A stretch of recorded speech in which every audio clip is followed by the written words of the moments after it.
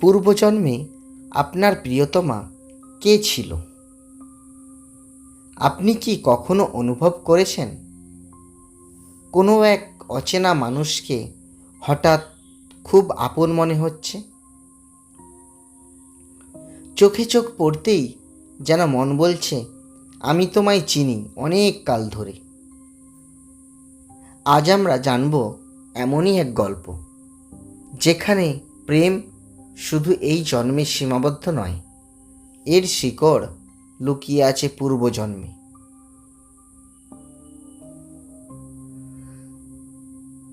তাহলে চলুন হারিয়ে যাই সেই অতল ভালোবাসার আখ্যানের মধ্যে। তারা একজন সাধারণ যুবক, কলকাতার বস্তু শহরে কর্মরত, এবং মায়া এক শিল্পী, সুর আর রঙে যার জগৎ। দুজনের দেখা হয় এক মন্দিরে গঙ্গার পাড়ে। চোখে চোখ পড়তেই সময় যেন থমকে দাঁড়ায়। তারা অনুভব করে যেন এই দেখা আজকের নয়, বহু পুরনো। মায়া হেসে বলে, আমার মনে হচ্ছে আমি আপনাকে আগে কোথাও দেখেছি। তারা জবাব দেয়, হয়তো কোনো স্বপ্নে বা হয়তো কোনো জন্মে। সেই দিনের পর থেকে দুজনের মধ্যে শুরু হয় এক অলৌকিক টান।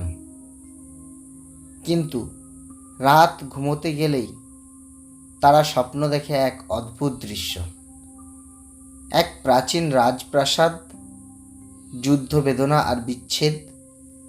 মায়া স্বপ্নে দেখে সে এক রাজকুমারী পদ্মাবতী, আর তারা এক সৈনিক আর্য। তাদের প্রেম হয়, কিন্তু সমাজ সেই প্রেমকে মানে না। যুদ্ধ হয়, আর্য মারা যায়। পদ্মাবতী সিঁদুর ছুঁয়ে প্রতিজ্ঞা করে, পুনর্জন্মে আমি তোকে খুঁজে পাবই। মায়া এবং তারা একযোগে এক আধ্যাত্মিক গুরুর শরণাপন্ন হয়। গুরু বলেন, তোমাদের আত্মা যুগে যুগে একে অপরকে খুঁজে ফেরে। এই জন্ম সেই পূরণ হওয়ার পথ।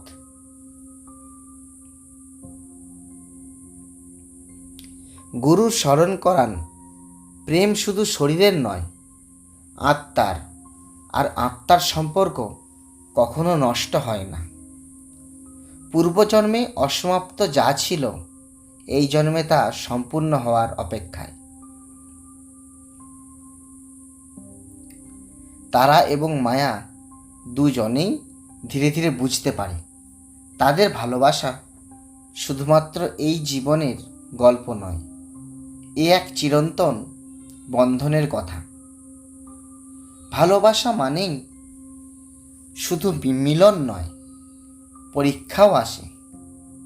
মায়ার পরিবার মেনে নিতে চায় না তারাকে। তারা হারিয়ে যায় আত্মসমর্পণে।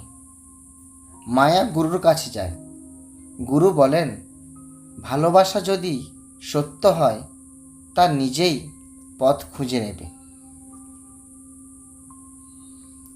এদিকে তারা হিমালয়ে চলে যায় সাধনার খোঁজে।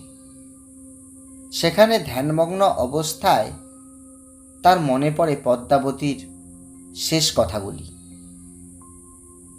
তুই আসবি, আমি অপেক্ষা করব। 3 মাস পর গঙ্গার পাড়ে আবার দেখা। মায়া প্রতীক্ষায় ছিল প্রতিদিন। তারা এসে দাঁড়ায়, মাথায় জটা, চোখে দীপ্তি। আমি প্রস্তুত। এবার প্রেম শুধু মানবিক নয়, আধ্যাত্মিক। গঙ্গার পবিত্র জলে দুজনের হাত মিলিয়ে গুরু বলেন, এ মিলন শুধু দেহ নয়, আত্মারও। পূর্বজন্মে অসমাপ্ত যা ছিল, আজ তা সম্পূর্ণ। আপনার প্রিয়জন হয়তো পূর্বজন্মেই ছিলেন আপনার সাথী। সেই অদৃশ্য আত্মিক টান, সেই চোখে চোখ পড়া, সব কিছুর পেছনে লুকিয়ে আছে একটি পূর্বজন্মের গল্প। তাই ভালোবাসুন হৃদয় দিয়ে, কারণ ভালোবাসা কখনো নষ্ট হয় না। এ জন্মে না হয়, আগামীতেও ঠিক ফিরে আসবে। আপনার প্রিয়তমা কে ছিলেন পূর্বজন্মে, সেটা হয়তো আপনি জানেন না, কিন্তু মন জানে। এই গল্প যদি আপনার হৃদয় ছুঁয়ে যায়, তাহলে লাইক দিন, শেয়ার করুন এবং সাবস্ক্রাইব করতে ভুলবেন না। আপনাদের জন্য রইল ভালোবাসা আর আলোর আশীর্বাদ। ধন্যবাদ। যেহেতু প্রেম জয়তু আত্মার বন্ধন।